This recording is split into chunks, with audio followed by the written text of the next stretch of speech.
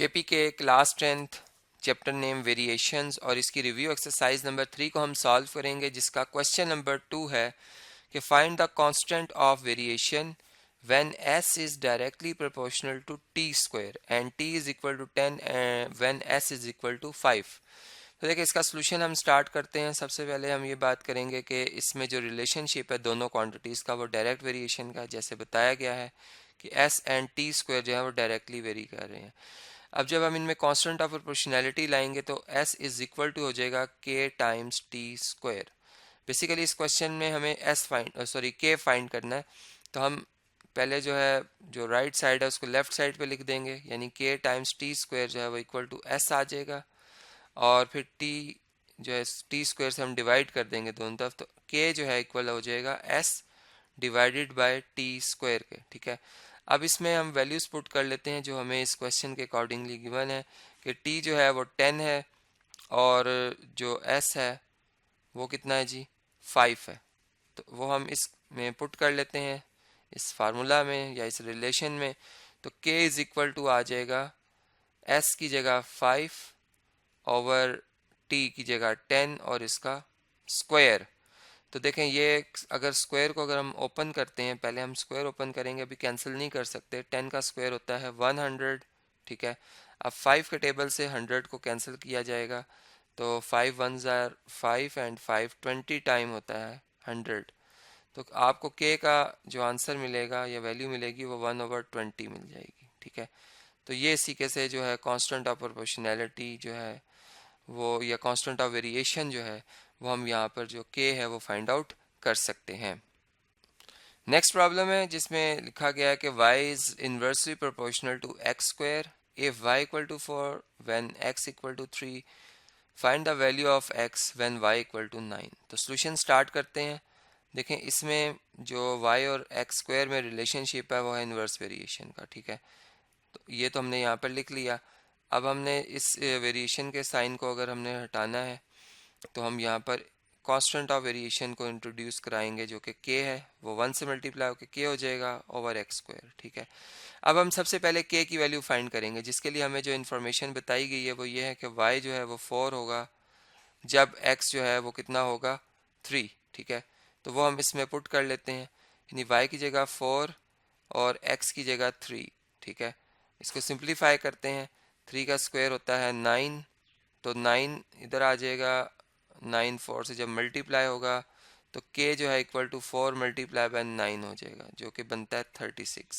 तो k की value हमें मिल गई 36। ठीक है, यहाँ से हम ये कह सकते हैं कि जो रिलेशन या फार्मूला बन रहा है वो बन जाएगा जी y इज इक्वल टू, मतलब इसमें अगर हम वैल्यू पुट करें इस इक्वेशन में, तो y इज इक्वल टू बन जाएगा 36 ओवर एक्स स्क्वायर। ठीक है, 36 डिवाइडेड बाय एक्स स्क्वायर। अब देखें हमने x फाइंड करना है जबकि y जो है वो 9 है, तो हम पुट कर लेते हैं y को 9 के बराबर। ठीक है, तो y 9 पुट कर लेंगे, यहाँ पे 9 आ जाएगा। 9 इज इक्वल टू बन जाएगा, इसको बल्कि थोड़ा सा बेहतर करके लिखते हैं, 9 बराबर आ जाएगा जी 36 ओवर एक्स स्क्वायर के। ठीक है, अब एक्स स्क्वायर और 9 को अगर आपस में आप मतलब रिप्लेस कर दें तो एक्स स्क्वायर राइट साइड पे शिफ्ट हो जाएगा और 36 को डिवाइड कर देगा 9। अब 9 1 9 एंड 9 4 टाइम होता है 36। ठीक है, और अगर हम स्क्वायर रूट ले लें दोनों तरफ तो एक्स स्क्वायर का भी स्क्वायर रूट ले लेते हैं, यहाँ पर 4 का भी स्क्वायर रूट ले लेते हैं। ठीक है, तो यहाँ साथ ही हमें प्लस माइनस का साइन भी जो है वो पुट करना पड़ेगा। ठीक है, तो हम यहाँ से अगर प्लस माइनस का अगर साइन पुट कर लेते हैं तो ये x जो है इक्वल्स टू आ जाएगा +-2 के बराबर। ठीक है, यानी हमें x की दो वैल्यूज़ मिल सकती हैं। चूँकि x स्क्वायर है तो हम ये कह सकते हैं कि y जो है वो इन्वर्सली प्रोपोर्शनल है मतलब x स्क्वायर के, तो उसमें x की दो वैल्यूज़ आ सकती हैं। ठीक है, यानी कि y की वैल्यू जब 9 पुट करेंगे तो उसमें जो हमने देखा कि x जो है वो +2 भी हो सकता है और -2 भी हो सकता है। तो इस लिहाज से ये प्रॉब्लम जो है वो हमने सिंप्लीफाई करना सीखा। अब इसमें हम एक बात और भी नोट कर रहे हैं कि चूँकि हमें ये एक इन्फॉर्मेशन यहाँ ये बताई गई थी कि जब x 3 होगा तो y 4 होगा, यानी कि y जो है वो पॉजिटिव में आएगा। ठीक है, जब x पॉजिटिव है तो y भी पॉजिटिव है। तो हम उस लिहाज से अगर देखें तो फिर जो हम फाइनल आंसर यहाँ पर अपना रखेंगे वो ये होगा कि x की वैल्यू फिर +2 होगी, ठीक है। मतलब जो सिचुएशन या जो वैल्यू हमें बताई गई उससे हमें ये इन्फॉर्मेशन मिल रही थी कि x जब 4 है, +4 है तो सॉरी y जब +4 है तो x +3 है। इसका मतलब जब x 9 होगा पॉजिटिव में तो y जो है वो सॉरी जब y +9 होगा तो x जो होगा वो +2 होगा। तो इस लिहाज से फिर हम ये जो आंसर है x = 2 इसको जो अपना फाइनल आंसर के तौर पर यूज़ कर सकते हैं। अब नेक्स्ट जो क्वेश्चन आ रहा है 4 वो मैं आपसे डिस्कस करता हूँ। नेक्स्ट प्रॉब्लम है जी 4, इसमें लिखा हुआ है कि pressure of gas in a closed vessel varies directly to temperature, ठीक है। यानी कि प्रेशर जो गैस का है वो टेम्परेचर के साथ डायरेक्ट वेरी कर रहा है, ठीक है। अगर प्रेशर P है और टेम्परेचर T है तो इनमें आपस में जो रिलेशनशिप है वो डायरेक्ट वेरिएशन का, ठीक है। ये हम पहली बात हमने यहाँ से ये नोट की। फिर वो कह रहे हैं कि if pressure is 150 units then temperature is 70 units, यानी कि हम यूँ कह रहे हैं कि इफ़ P जो है इज़ इक्वल टू 150, ठीक है, देन जो T है कैपिटल उसको हम कर लेते हैं 70 यूनिट्स, ठीक है। तो इसके साथ में सिंबल्स या इसके यूनिट्स नहीं लिख रहा, चलें लिख देते हैं यूनिट्स, और इसको भी उन्होंने यूनिट्स के हवाले से बात की है, ठीक है। अब नेक्स्ट वो ये कह रहे हैं कि what will be the pressure if temperature rises to 140 units, यानी कि टेम्परेचर अगर T जो है कैपिटल T 140 होगा तो आपने P फाइंड करना है, ठीक है। तो देखें इसके लिए हम यूँ कहेंगे कि चूँकि ये कॉन्स्ट जो प्रोपोर्शनलिटी है इसको अगर हम साइन को हटाएंगे तो हम मतलब यहाँ पर ये जो वेरिएशन का साइन है डायरेक्ट वेरिएशन का साइन है इसको हटाएंगे तो कांस्टेंट ऑफ वेरिएशन के को इंट्रोड्यूस करा देंगे जो T से मल्टीप्लाई होगा। अब इसमें पुट कर लेंगे हम P की वैल्यू 150 और T की वैल्यू जो है वो 70, ताकि हमें कांस्टेंट ऑफ वेरिएशन जो है वो मिल जाए। तो जब आप P की जगह 150 लिखेंगे और ये K है और T की जगह 70, इसको सिंप्लीफाई करेंगे तो 150/70 ये आ जाएगी K की वैल्यू, जिसको आप फर्दर अगर सिंप्लीफाई करते हैं तो ये आप देख रहे हैं कि 10 के टेबल से 10 15 टाइम होता है 150 और 10 7 टाइम होता है 70, 15/7 आ जाएगा। अब K की वैल्यू हमने फाइंड आउट कर ली है, ठीक है। हम इसे इस इक्वेशन नंबर 1 में दर्ज कर सकते हैं। हम कहेंगे जी इक्वेशन नंबर 1 जो है वो बन जाएगी P is equal to K की जगह 15/7 टाइम्स कैपिटल T। अब देखिए टेम्परेचर जो है वो उन्होंने कहा था अगर 150 हो जाए, इसका मतलब हमने पुट करना है इसमें T की वैल्यू को 140 यूनिट्स में हो जाएगा टेम्परेचर। तो हमें बताना है कि प्रेशर कितने यूनिट्स होगा, ठीक है। तो P इज़ इक्वल टू बन जाएगा 15/7 टाइम्स 140। अब देखिए 7 के टेबल से अगर हम 140 को कैंसिल करते हैं तो 7 1 time 7 7 2 time 14 and 7 0 time 0 20 into 15। अगर हम इन दोनों को मल्टीप्लाई करें 20 और 15 को तो ये बनता है 300, क्योंकि 15 10 टाइम होता है 150 और फिर 15 10 टाइम 150, तो ये 150 150 300, तो प्रेशर आ जाएगा 300 यूनिट्स, ठीक है। तो इस तरीके से हम जो अननोन था प्रेशर की वैल्यू जो अननोन थी वो हम यहाँ से कैलकुलेट कर सकते हैं। एक और न्यूमेरिकल है जी, इसमें लिखा हुआ है in an electric circuit current varies inversely as the resistance, यानी एक इलेक्ट्रिक सर्किट में जो करंट होता है और जो रेजिस्टेंस होती है ये एक दूसरे के इन्वर्सली प्रोपोर्शनल होते हैं। यानी कि आर अगर रेजिस्टेंस और आई अगर करंट है तो हम यूँ कहेंगे कि अगर जितनी ज़्यादा रेजिस्टेंस होगी उतना ही कम जो है करंट का फ़्लो हो सकता है, ठीक है। और जितनी कम रेजिस्टेंस होगी उतना ज़्यादा करंट का फ़्लो हो सकता है, ठीक है। तो ये एक तो इनमें रिलेशन इन्वर्स का है। फिर दूसरी बात वो ये कह रहे हैं कि व्हेन करंट इज़ 44 एम्पेयर तो रेजिस्टेंस जो होगी वो 30 ओम होगी उस टाइम। तो आपने ये बताना है कितना करंट फ्लो करेगा, how much current will flow if resistance become 22 ओम, ठीक है ना। यानी रेजिस्टेंस की वैल्यू 22 ओम होगा। तो देखें इसके लिए सबसे पहले तो हम आई जो है इज इक्वल टू लिखेंगे K/R के, ठीक है। K जो है इसमें वो कांस्टेंट ऑफ वेरिएशन है। अब हमें जो आई और आर की वैल्यू इस रिलेशन या सर्किट के हिसाब से बताई गई है वो हम पुट करेंगे कि आई जो है वो एम्पेयर्स में है 44 AMP एम्पेयर्स, ठीक है। और जो इसमें आर है वो है 30 ओहम, ठीक है। 30 ओहम वो हम ये दोनों वैल्यूज इसमें पुट करेंगे के की वैल्यू फाइंड करने के लिए। तो 44 इज इक्वल टू हो जाएगा के डिवाइडेड बाय 30। अब 30 और 44 मल्टीप्लाई हो जाएंगे, ठीक है।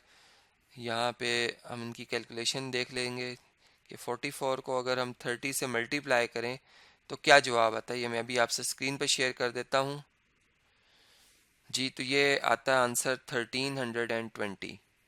तो ये k की वैल्यू आ जाएगी 1320।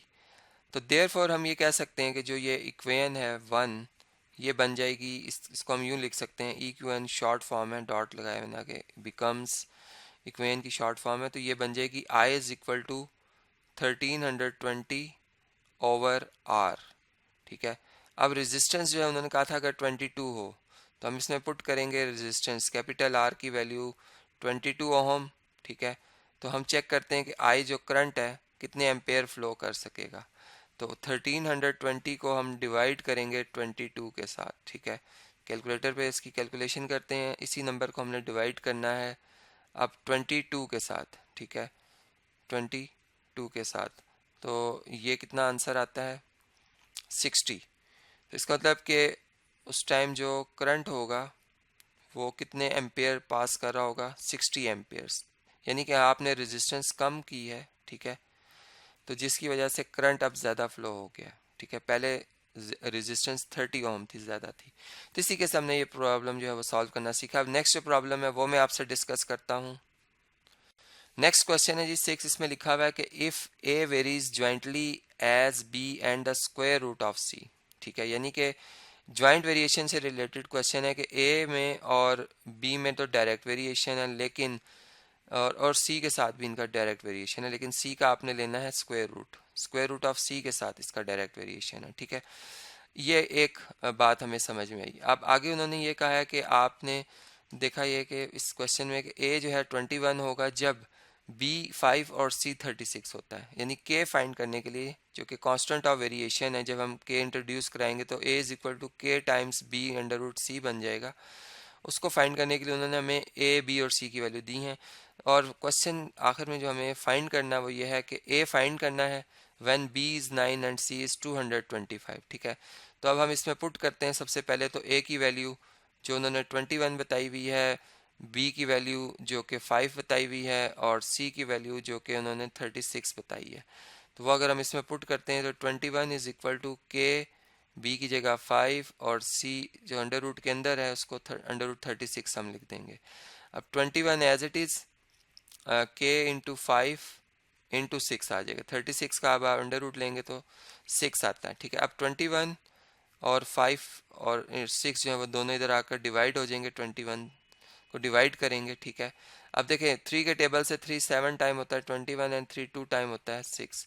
तो k की जो वैल्यू है, चूंकि 7 एक प्राइम नंबर है, अब ये 7 ही से डिवाइड हो सकता है, तो k की जो वैल्यू आ जाएगी 7 डिवाइडेड बाय 5 2 जार कितना होता है 10। अब आप k की इस वैल्यू को इस इक्वेशन नंबर 1 में दर्ज कर दें। ठीक है। तो हमें इक्वेशन नंबर जो 1 है वो इस तरह से मिल जाएगी, मतलब उसकी ये फॉर्म बन जाएगी कि a इज इक्वल टू आ जाएगा उसमें k की जगह 7/10 b इंटू अंडर रूट सी। ठीक है। अब इसमें आपने चूंकि अब a फाइंड करना है और b की वैल्यू आपने पुट करनी है 9 और c की वैल्यू आपने पुट करनी है 225, तो वो इसमें आप दर्ज करें। ठीक है। ये 7/10 आ गया, b 9 है और अंडर रूट आ जाएगा 225, सी की वैल्यू आपने पुट की। अब अंडर रूट जो 225 होता है ये 15 का इसका आंसर होता है। स्क्वायर रूट अगर लिया जाएगा 225 को तो 15 इसका आंसर आता है। ठीक है। अब आप 15 और 10 को डिवाइड कर सकते हैं। 5 के टेबल से 5 2 टाइम होता है 10, 5 3 टाइम होता है 15। ठीक है। अब फर्दर हम इन्हें सिंप्लीफाई नहीं कर सकते। क्लियर। तो हम ये देख रहे हैं कि यहाँ पे जो a की वैल्यू आ रही है, a की वैल्यू क्या आ रही है जी, 7 और 9 मल्टीप्लाई होंगे। ठीक है। 7 और 9 अगर हम मल्टीप्लाई करते हैं तो ये आता है 63। इसको फिर 3 से मल्टीप्लाई करें और डिवाइडेड बाय 2 करें तो जो भी आंसर आता है, चले मैं स्क्रीन पे भी शेयर करता हूँ आपसे कैलकुलेटर पे कि ये क्या आंसर आता है जी। तो ये इसी के से हम देखते हैं इसको जी। 7 को हमने मल्टीप्लाई करना है 9 से और फिर हमने मल्टीप्लाई करना है 3 से, तो ये आंसर आता है 189 और इसको हम डिवाइड कर देंगे फिर 2 से, तो हमारा आंसर आता है 94.3। ठीक है। तो ये ए की वैल्यू आ जाएगी 94.3। अब इस वीडियो को मैं कंटिन्यू कर रहा हूँ नेक्स्ट वीडियो में, जिसमें मैं जो इसी एक्सरसाइज के नेक्स्ट क्वेश्चंस हैं, यानी क्वेश्चन नंबर 7 से ऑनवर्ड जो क्वेश्चंस आ रहे हैं, वो मैं आपसे जो है वो वन बाय वन जो है उन वीडियोस में डिस्कस करूँगा।